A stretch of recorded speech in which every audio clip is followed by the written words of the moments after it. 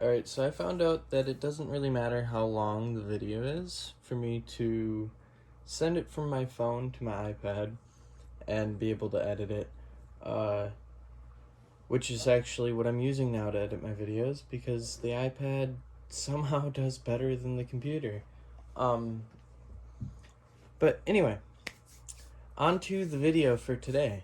I'm going to pair this controller to this RC car for right now, because that way I can keep using this one for my other one as well. Now this one was paired to it. I don't know what happened or why it's not anymore, but this is actually a Traxxas Slash, believe it or not. I found an old RC car. Well, I guess I shouldn't say old because it was one of the newer ones with USB charging. And yeah, it's a Noob, right? You read that. So there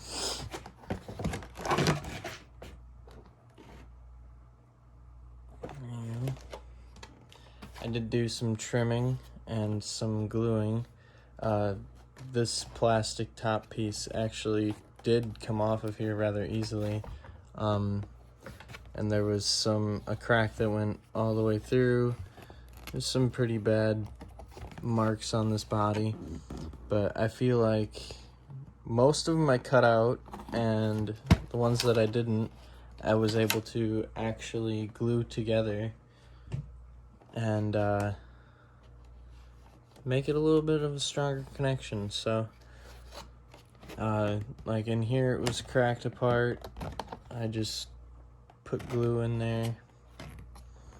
So, and I put glue in between the tape and the pieces so that when you put them together, it's a solid piece. So I can push right in the middle of that crack and it doesn't come apart.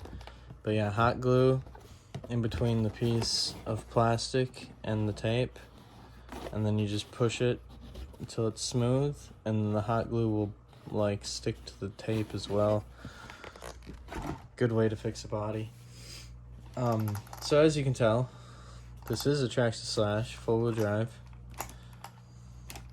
So currently right now, I don't think that it is connected to this controller. Oh, it is now. Well, I was going to connect it because the other day it wouldn't connect to this controller, but for some reason it does now.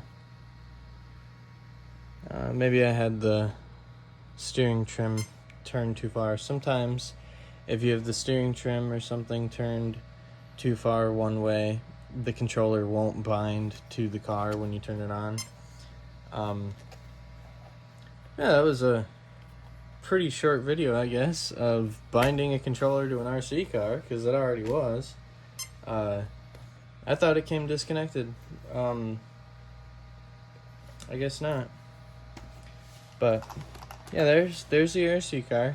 It is a 3S again right now because some things just don't work out. I had a 4S ESC in here that I bought off of Amazon. I think I didn't pay too much for it, but it said 2 to 4S capable, and I ran it on 3S for probably 4 or 5 months, and then I put it in here and tried it on 4S, and it smoked up pretty quickly. I was able to do 2 or 3 passes. I got over 100 miles an hour with this on 4S. I am running a very, very aggressive gear ratio. I think there's like a 27 tooth on the motor itself, and the motor itself is already a pretty high kV 3S motor, so on 4S you can bet that it was moving. It got really hot. I think after the first pass I was over 112 degrees. After the second pass I was over 140 degrees. and on the just for the motor temperature now, the ESC, it was still cool to the touch even when it smoked. I unplugged the battery real quick, and I put my hand on it to see if, you know, what was going on really, and where the heat was coming from, and it was just a capacitor. Oh, I guess this one doesn't have any on the outside, but the capacitors on it, actually one of them bursted and started to smoke. So it wasn't the battery, it wasn't the motor doing it or anything, because obviously the motor works. Well, I am cogging because of this.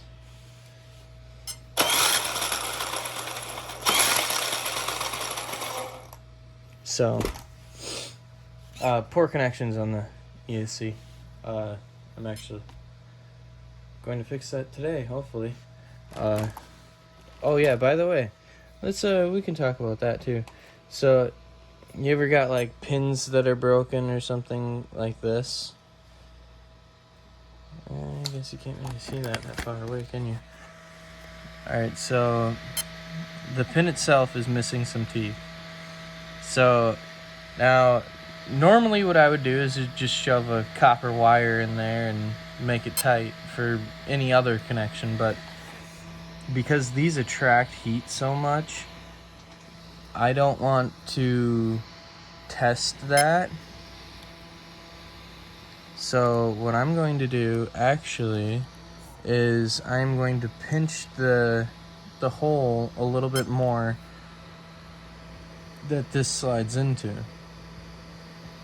as a temporary fix. I have small tools like a little wire wheel that I can stick in there and push it back out and circle it, get it to be circular again.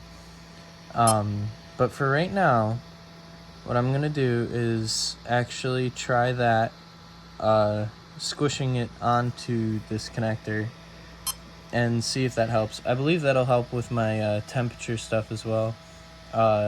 Actually have the temperature on the ESC now, because this ESC is a Castle Creations ESC, and I have heard a lot of really bad things going on about them lately. Now this one's already like probably 4 years old, so I don't think it's part of those problems, and I've never really had any problems with it, even working it as hard as I have been, like I am right now, pushing it to its limits with poor connections and way overgeared motor. Still not having any issues with. Wow, that fan is really pushing. I guess the Hobby Wing fans are good. It is really cool in my hand down. I can feel it from here.